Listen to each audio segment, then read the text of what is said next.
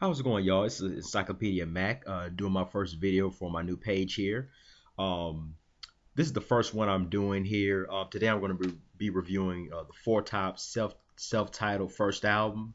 Before I do that, I'm gonna give you a little mini biography. That's what I'm gonna do for most of these videos.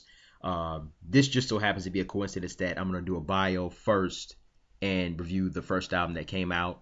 I'm not necessarily gonna do that with every artist. I'm gonna always give a um, bio on every artist, but just not necessarily in the order of their first album. This is just the way this one's working out because I think it's just important to know these artists if you don't know their story. Basically, the Four Tops, all from Detroit. The members are Ronaldo Obi Benson, Abdul Fakir, which goes by Duke, Lawrence Payton, and Levi Stubbs. The Mighty Four Tops, one of my favorite Motown groups. Um, just definitely legends in the industry. One of the best groups. To me, even though they're legends and they've had hits and hits for years, I think they definitely get are underrated group. To me, in my personal opinion, because they stayed together. To be honest with you, they were together 43 years. Until Lawrence Payton died in 1997. I mean, that's incredible. Most of these groups, I love the Temptations. They couldn't stay together for anything. So many other groups that just broke up, but they stayed together, for 43 years. And I think that's one of the reasons why, there's not as much trauma going on. I heard Duke was supposed to be coming out with a book pretty soon about their life story. I'm definitely interested in seeing that. But basically, they all four of them are born and raised in Detroit. They met in 19. Well, they knew. I think according to Duke, they'd known each other for years. Just in the neighborhood. A lot of communities were very close knit back then. But they met at I think Duke and Levi I think went to the same high school, and Lawrence Payton and Obi went to the same high school. Um, Levi was who is I believe Jackie Wilson's cousin, the famous Jackie Wilson. That's his cousin. So him and Jackie Wilson, Little Willie John, people like that. They were going around Detroit in talent shows, things of that nature. I think Duke was singing with groups, and he was an athlete as well. Obi, I believe, was doing some of the same things. Was an athlete and was singing around as well. Lawrence Payton, he was really almost like the architect of the group, like as far as developing their harmonies once they first got together and things like that. He was a serious music student, and how it all kind of kicked off for them. They all were kind of just doing their own thing in different groups and things of that nature. They were both at a party in 1954, and all four of them, I think, were just on their own pretty much. I don't think their other members or whatever they were doing weren't there, but they were at this party, and somebody asked them, all four of them, to sing. They had never sing before, anything like that, but they all got on stage, and it just blended, so well that they just decided to, they were going to stick together and go ahead and make everything work. So at that point, they just began. They were always just a hard working group. They began, the years, as they say, the paying dues years. They were together for 10 years on the road, just performing everywhere they can, from Detroit to New York to Vegas. Just they performing all over. Even if you do some research, even back then, they were known as one of the best groups out. One of the best groups in the country, just more like an underground, because you're not gonna really get paid big dollars until you really have a big hit behind you. But they were just grinding it out and just developing their repertoire. They made sure that they were versatile. They did R&B, jazz, country, easy listening. They did all those different types of music, so they could really perform in any type of venue. They also performed behind the great Billy Eckstine as well, and you can definitely hear some of Levi's influence of Billy Eckstine, like as far as like his when he croons and his baritone, kind of like the same smooth type of baritone as Billy Eckstine had. But like I said, things weren't really happening. They were just, like I said, it was the paying dues years. They were on Columbia Records. They were on Chess Records, and mainly their repertoire was jazz. Really, they to this day, some of the best jazz harmonies you ever hear, especially of that era. I think them and the Impressions were the best. And what I mean by jazz harmonies, as far as like most groups have like a gospel type harmony, like the Temptations of that time. You hear kind of like the individual voices. You hear a bass, you hear somebody else on the top, you hear somebody else in the middle. And my personal, I think jazz harmonies is more like blending. It's like four voices that sound like an echo. So like even though there's four people singing, they blend to where it sounds like an echo. And I'm gonna put a clip of them singing "In the Still of the Night" on there, so you can kind of get what I'm get kind of an example of that. But that was just incredible. Like even back then, in Detroit, like nobody can out sing them on an individual level. Even Smokey was saying like when they would do uh, you know parties and talent shows and things like that, if the four tops, who were actually known as the four Ames back then, if they were going to be joining, everybody knew they were going for second place. They were just bad. Um, um, so just they were just on the road for years, just grinding it out. And in 19, matter of fact, because they were from Detroit, when Berry Gordy started Motown in I believe '61, I believe, he asked them to join, but they said they really didn't think he had a chance. Just a brother starting out on his own, doing his independent label. It had never been done before, so they politely declined. But in to show you how popular they were, in 1963 they had got an appearance on Tonight Show with Johnny Carson. I mean, Johnny Carson was the biggest thing since sliced bread. Especially back then, like you had to really have a lot of clout to even get on there. So the fact that they made it on there, um, without a major record deal or any hits, said something. One of the people who worked for the Tonight Show actually saw them in a club in New York, I believe, and asked them to do their version of "In the Still of the Night." And once they saw that, Berry Gordy saw them on TV and told Mickey Stevenson, who was A&R at Motown and a writer and producer, to go get them. So they went back to Detroit and signed with Motown. They just realized that, hey, this is where we need to be. We tried everything else. It's time to make a move. So they joined Motown in '63. They actually recorded a jazz album. Like I said, I'm going to be reviewing their first album, self-titled, but really their first album was a album that came out in '97, I believe, called Breaking Through. It was Motown has a series called Lost and Founds, which was a collection of unreleased tracks. That was actually their first album. The Breaking Through album, the collection of material on that album, was actually their first album. Like I said, just shows what they do best. Did that unparalleled jazz harmony. That was just something that nobody can mess with them with. But unfortunately, by '63, jazz, people just stopped listening to jazz. And music changes every few years. If you don't roll with it, you get rolled over. So it was just time to make a move. People weren't listening to jazz anymore. So Motown did shelve that album. But, they didn't give up on the Four Tops. They just figured, hey, we got to move them in a different direction. So they teamed them up with Holland Dozier Holland, Brian Holland, Lamont Dozier, Eddie Holland, which was the writing producing team that just was a super talented group, produced for everybody, the Supremes, Martha and the Vandellas, Marvin Gaye, even Eddie Holland produced a lot of wrote a lot of the songs for the Temptations during their 66, 67 heyday. Just a super talented group. So they gave them Baby I Need Your Lovin' in 1964, and they were off to the races. And they did something interesting with Levi Stubbs, which is the lead singer, as far as him singing lead. Levi's a natural baritone, but they cut in the keys in a tenor range. So you feel like the power in his voice, and like it really brings out more meaning into the song. And definitely Levi Stubbs, definitely a powerhouse, definitely a unique vocalist. That's something that just made them stand out. Nobody else had a Levi Stubbs, and when Baby I Need Your Lovin' came out, just blew everybody away. So that was when they first started, and just like I said, Levi's voice was something nobody else had. So that was definitely what separated them from any other group. I mean, as talented as they were, you got to have something different. Like the Jackson 5, super talented family, but Michael is just those one of the lifetime type singers. Temptations, I mean, a lot of talented groups, but nobody else has a David Ruffin or Eddie Kendricks. Just you got to have sometimes those dynamite voices, or Eddie, Harold Melvin and Blue Notes, Teddy P. Just sometimes you got to have just that one voice that kind of sticks out. But hey, it was still the Four Tops. It wasn't like he broke away or anything like that. It was just that's what separated them.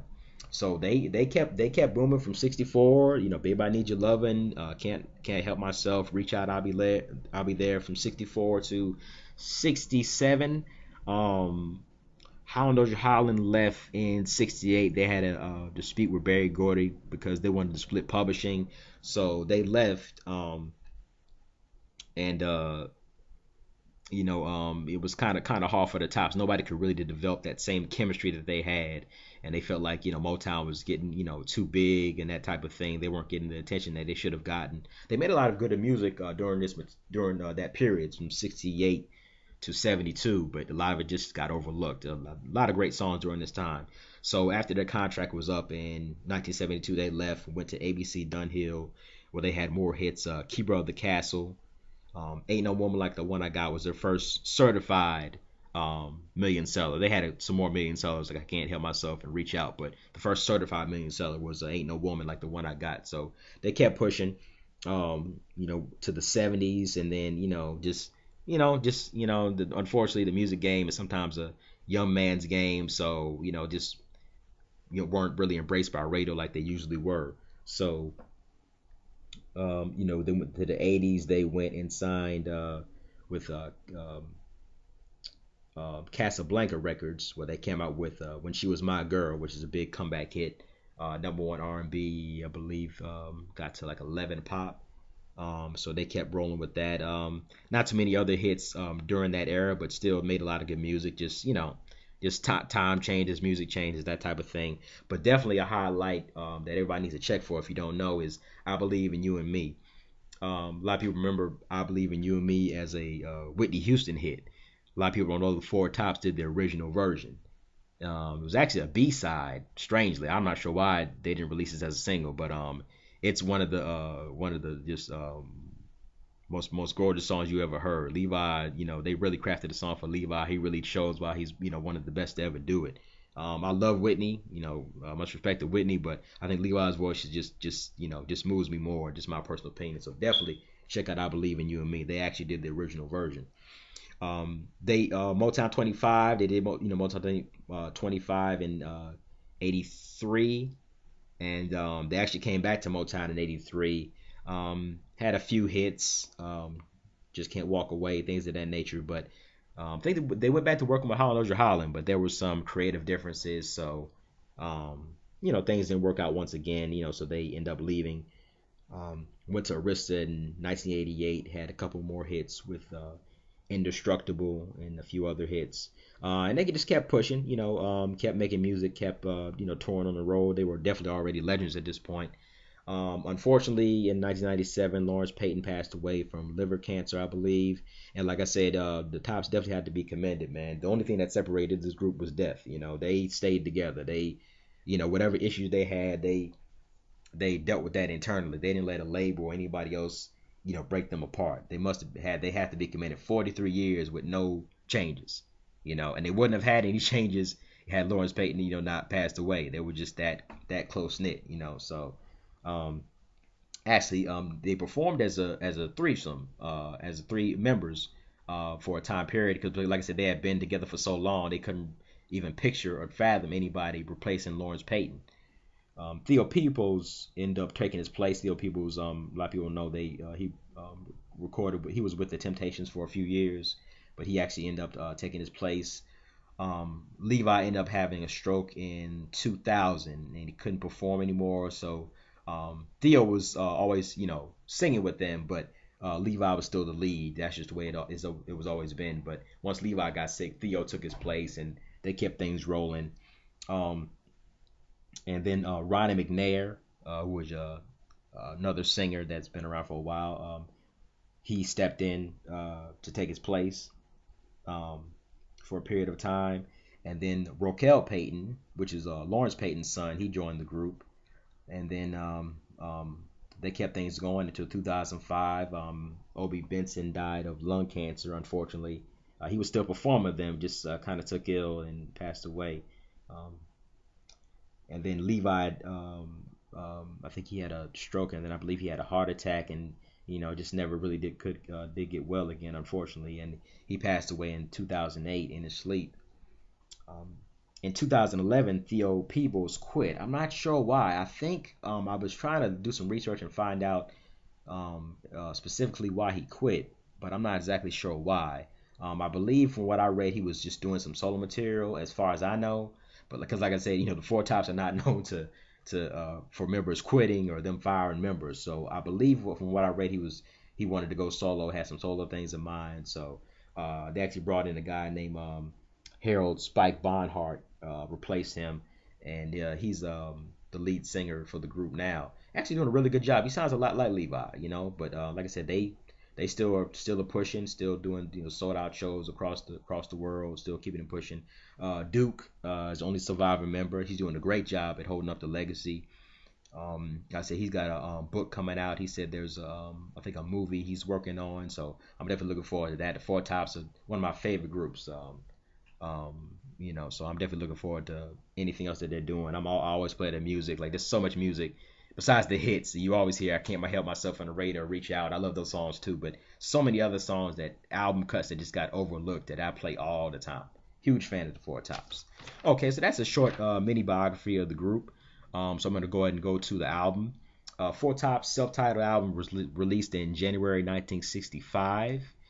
Um, the first single, like I said, was "Baby I Need Your Lovin'," which was released. The album. "Baby I Need Your Lovin'" was released on July 10th, 1964. Big hit for them coming out the gate. It went to the number 4 on the R&B charts, 11 pop. And I forgot to mention this before, but something else that made the Four Tops harmonies and especially recording material different was they added this group called the Andantes, because the Four Tops has kind of a low harmony, so they felt like with Levi singing lead. Well, I felt like Holland Dozier Holland felt like putting the girls in the backgrounds would kind of add the lower end, to a higher end, should I say, to Levi's singing in the Four Tops harmonies. So they added them, so you hear all the high voices in the backgrounds. Those are the group called the Andantes. They were with they performed for a lot of they worked with a lot of Motown groups, but they were on from 64 to 67, 68. They were pretty much on all the Four Tops records in the background, so that's what made it different. So Holland came out with "Babe I Need Your Lovin'," like big hit. The next single, there was a rule of Motown. Usually, if you had a hit with the group, you automatically got the next song. So they came back with "Without the One You Love, Life's Not Worthwhile," which is another song that I love that for some reason got overlooked. It got to 43 on the pop charts and it went to 17 on the R&B charts. Definitely a song you should check out. Um, that was the second single. So the third single they went with Ivory Joe Hunter and Mickey Stevenson. Mickey Stevenson wrote the song. A song called "Act So Lonely," which is a powerhouse song. One of my favorite top songs. Definitely one of Levi's best vocal performances, in my opinion. Just it really gives us heart in this song. Like I said, and Dante's are doing great with the harmonies on this song. Definitely a standout. This actually went to 24 on the pop charts and number 9 on the R&B charts.